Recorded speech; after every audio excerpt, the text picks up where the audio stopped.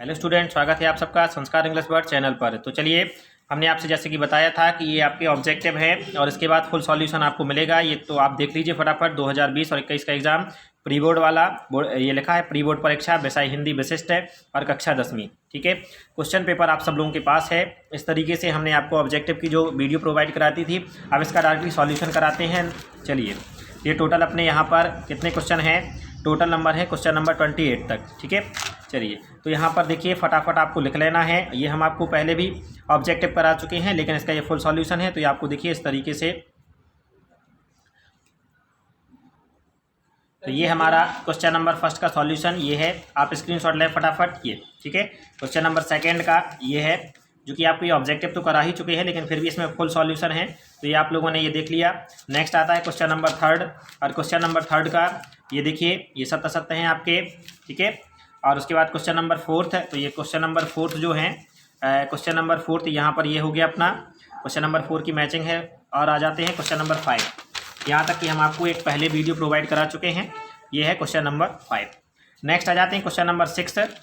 तो question number 6 का जो ये था, इसमें ये था कि कुब्जा कौन थी, शायद ऐसा कुछ करके क्वेश्चन है। मैं आपको क्वेश्चन बोले दे रहा हूँ, नहीं तो दिक्कत जाएगी। कुब्जा कौन थी, इसका उद्धार कैसे हुआ। तो देखिए यहाँ पर ये है आपका, ये पूरा दिख रहा होगा अच्छी तरीके से।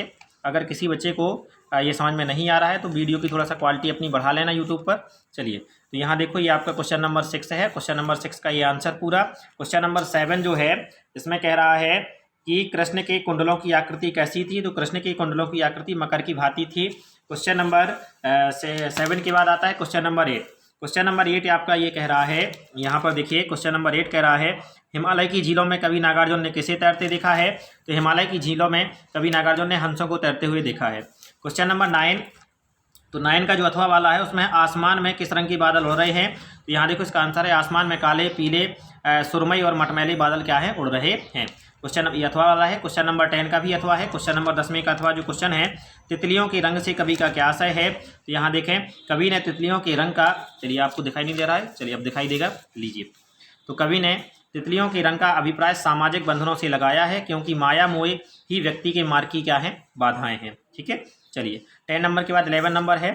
यहाँ पर 11 नंबर का जो क्वेश्चन है, उसमें ये कह रहा है कि गांधी जी द्वारा स्थापित आश्रम का नाम क्या है। तो गांधी जी द्वारा स्थापित आश्रम का नाम है सेवाग्राम।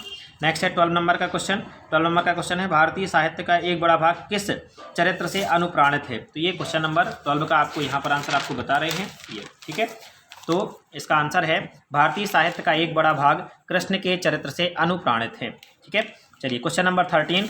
तो क्वेश्चन नंबर 13 का जो है, ये क्वेश्चन आपसे कह रहा है अथवा वाला, कि गाड़ी पर किसान के भेष में कौन था। तो गाड़ी पर किसान के भेष में सुजान सिंह थे, देवगढ़ के जो दीवान थे। चलिए फिर आते हैं क्वेश्चन नंबर 14। क्वेश्चन नंबर 14 में कह रहा है, खंडकाव्य और महाकाव्य में अंतर लिखना है 2 ठो। तो देखिए ये आपका महाकाव्य और खंडकाव्य में अंतर है। महाकाव्य में व्यक्ति के संपूर्ण जीवन का वर्णन होता है, खंडकाव्य में व्यक्ति की किसी एक घटना का विशेष का वर्णन होता है।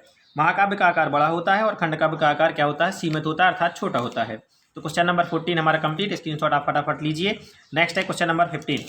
क्वेश्चन नंबर 15 जो है, उसमें ये कह रहा है अथवा वाला, कवि ने बेटियों को गौरव गाथाएं क्यों कहा है। तो देखिए बेटियां हमारी गौरव गाथाएं हैं। यहाँ देखिए बेटियों में क्या होता है, त्याग, तप, गुण, धर्म और साहस होता है। ठीक है, वे त्याग की तो सदैव मूर्ति होती हैं, वे दुख को भी हंस करके सह लेती हैं, अपनी सहनशीलता के कारण परिवार को टूटने से बचा देती हैं, अर्थात टूटने नहीं देती हैं, अपने परिवार को हर संभव बचाने का क्या करती हैं, प्रयास करती हैं। और देखिए अपने परिवार को छोड़ करके जाना तथा किसी दूसरे अपरिचित परिवार को अपनाना किसी तपस्या से कम नहीं है। उनका मार्ग सदैव सद्मार्ग होता है, क्योंकि वे अपने माता पिता और ससुराल के गौरव का ध्यान रखती हैं। सहन शक्ति इतनी अधिक होती है कि अपने दुख का आभास तक नहीं होने देती हैं। ठीक है, तो इसीलिए इन्हें गौरव गाथा कहा गया है। क्वेश्चन नंबर 16 नंबर का जो है, इसमें ये कह रहा है कि वाक्यों को निर्देशानुसार बदलना है। पहला वाक्य है, वह परीक्षा में उत्तीर्ण हो गया, और इसे बनाना है हमें प्रश्नवाचक वाक्य। तो क्या वह परीक्षा में उत्तीर्ण हो गया, और प्रश्नवाचक चिन्ह लगा देना है। नेक्स्ट है, इसका बाद है, तुम देश की सेवा करते हो, इसे आज्ञावाचक बनाना है। तो आज्ञावाचक यानी आज्ञा देना है, तो इसमें लिखा तुम देश की सेवा करो। क्वेश्चन नंबर 16 के बाद क्वेश्चन नंबर 17 है। इसमें है अथवा वाला, कि यक्ष के संसार में सबसे बड़े आश्चर्य संबंधी प्रश्न पर युधिष्ठिर ने क्या कहा। जब यक्ष ने क्वेश्चन किया था कि संसार का सबसे बड़ा आश्चर्य क्या है, तो देखिए यक्ष ने, युधिष्ठिर ने क्या आंसर दिया। तो यक्ष के संसार के सबसे बड़े आश्चर्य संबंधी प्रश्न पर युधिष्ठिर ने उत्तर दिया कि प्रतिदिन आंखों के समक्ष न जाने कितने प्राणियों की मौत के मुख में जाते देखकर भी बचे हुए प्राणी इस बात की इच्छा रखते हैं कि हम अमर रहें, यह कितने आश्चर्य की बात है। क्वेश्चन नंबर 17 के बाद क्वेश्चन नंबर 18 है। 18 में है निम्नलिखित का संधि विच्छेद कर संधि का नाम लिखना है। तो पहला वाला है सदाचार। तो सदाचार जो है, तो सदाचार का हो गया सत प्लस आचार और यहाँ व्यंजन संधि है। दूसरा है जगदीश, तो इसका भी है जगत प्लस ईश यानी व्यंजन संधि, ठीक है। अब उसके बाद इसी में तीसरा नंबर है विद्यालय। तो विद्याधनालय बराबर विद्यालय यानी दीर्घ स्वर संधि। तो ये है इसका सॉल्यूशन, विद्यालय का विद्याधनालय यानी दीर्घ संधि। इसके बाद आता है क्वेश्चन नंबर 19। क्वेश्चन नंबर 19 जो है इसमें ये कह रहा है वक्रोक्ति अलंकार को उदाहरण से समझाना है। तो देखिए वक्रोक्ति अलंकार का है कि जहाँ प्रत्यक्ष कार्य के अतिरिक्त अन्य कार्य लगाया जाता है वहाँ पर वक्रोक्ति अलंकार होता है। और कौन तुम, यहाँ क्वेश्चन मार्क लगा है घनश्याम हम बरसों तो कित जाई, ठीक है। ये बात ये वक्रोक्ति अलंकार का हमारा उदाहरण है और अब आपको सही से दिख रहा होगा। नेक्स्ट है क्वेश्चन नंबर 20। क्वेश्चन नंबर जो 20 है 20 नंबर, इसमें कह रहा है छायावादी काव्य की विशेषताएं और इसके अथवा में है कि प्रगतिवादी काव्य की विशेषताएं लिखते हुए किन्हीं दो प्रगतिवादी रचनाकारों के नाम लिखना है।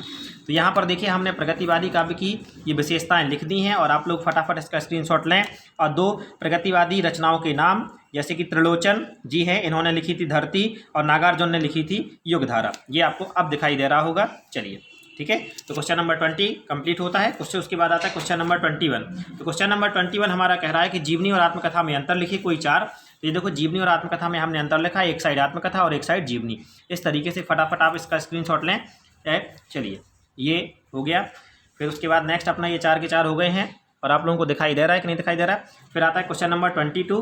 तो 22 में जो है इसमें लिखा है तुलसीदास अथवा महादेवी वर्मा का जो वर्णन करना है। तो अपन ने तुलसीदास का किया। तुलसीदास की यहाँ पर लिखी दो रचनाएं, तो देखिए ये लिखी हैं रामचरितमानस और गीतावली। तो जो रामचरितमानस है यहाँ लिखना चाहें तो आप ब्रैकेट में लिख सकते हैं कि ये महाकाव्य है, गीतावली। और उसके बाद आता है इसका इनका भावपक्ष लिखना है। तो भावपक्ष ये लिखा है आपके सामने। चलिए राम के भक्त थे ये दिख रहा है, ये ऐसे नहीं दिख रहा है तो आपको अच्छे तरीके से ये देखो, ये इनका भावपक्ष अब दिखाई दे रहा है। ये इस तरीके से आपको स्क्रीनशॉट ले लेना है।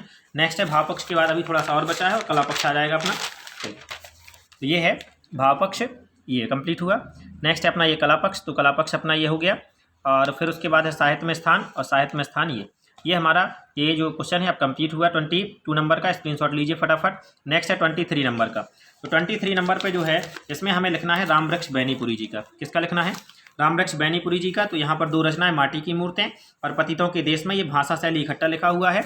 अगर समझ में नहीं आ रहा है तो आप फटाफट इसका स्क्रीनशॉट लीजिए जल्दी से, ये पूरा दिख रहा होगा। चलिए और फिर इसके बाद आ जाते हैं साहित्य में स्थान। तो ये लिखा अपना साहित्य में स्थान, यहाँ से आप लोगों ने स्क्रीनशॉट लिया इसका। चलिए क्वेश्चन नंबर 24 है। तो 24 में अपन को क्या करना है? संदर्भ प्रसंग व्याख्या करना है।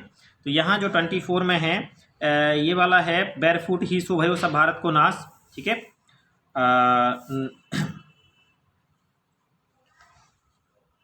तो देखो इधर ये जो है इसका संदर्भ लिखा है प्रस्तुत पद्यांश भारतेंदु हरिश्चंद्र द्वारा रचित नीतिक काव्य शीर्षक से ली गई हैं।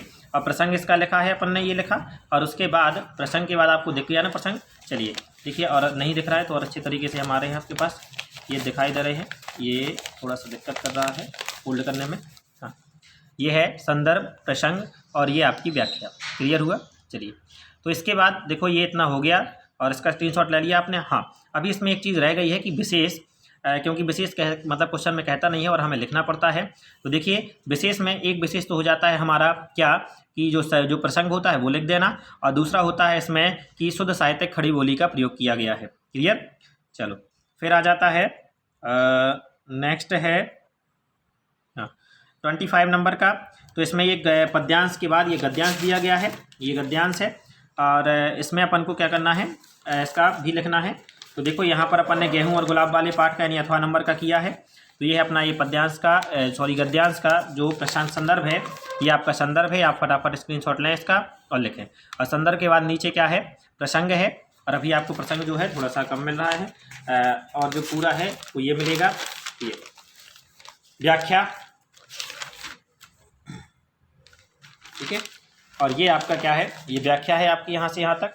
इसका भी आपका विशेष नहीं लिखा है तो विशेष में आपको लिख देना शुद्ध साहित्यिक खड़ी बोली का प्रयोग किया गया है। क्लियर? चलिए और उसके बाद मुहावरे और लोकोक्तियों का प्रयोग किया गया है, ब्राह्मचंद्रों का यथास्थान प्रयोग किया गया है, ये आप लिख सकते हैं। ठीक है। ये क्वेश्चन नंबर 26।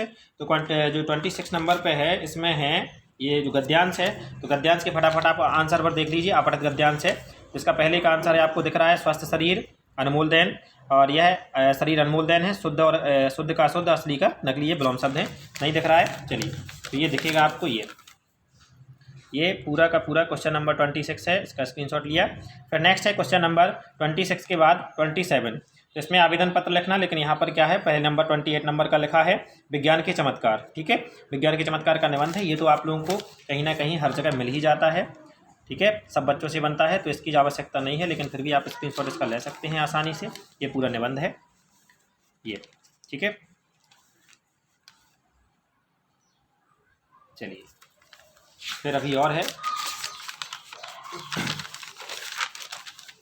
तो ये फटाफट ले लीजिए इस वाले पेज का भी स्क्रीनशॉट।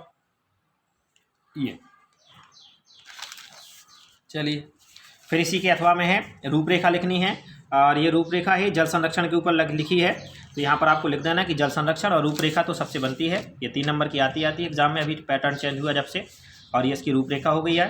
फिर आते हैं क्वेश्चन नंबर 27 जो अपना बचा था, आवेदन पत्र शुल्क मुक्ति हेतु, तो ये है सेवा में इसके करके, ये आपका आवेदन पत्र है, पूरा लिखा हुआ है, स्क्रीनशॉट लें फटाफट और क्वेश्चन को कंप्लीट करें। क्लियर हुआ? आपको एक बात याद रखना है कि अब पैटर्न जो हो गया है उसमें लाइन से लिखना पड़ता है, ये वाला भी आप चाहें तो यहाँ पर इसको उठा करके यहाँ पर लिख देना। ठीक है, तो ये था अपना पूरा टोटल सॉल्यूशन हिंदी का। तो धन्यवाद, पढ़ते रहें, मुस्कुराते रहें, नेक्स्ट वाले वीडियो में आपसे मुलाकात होगी।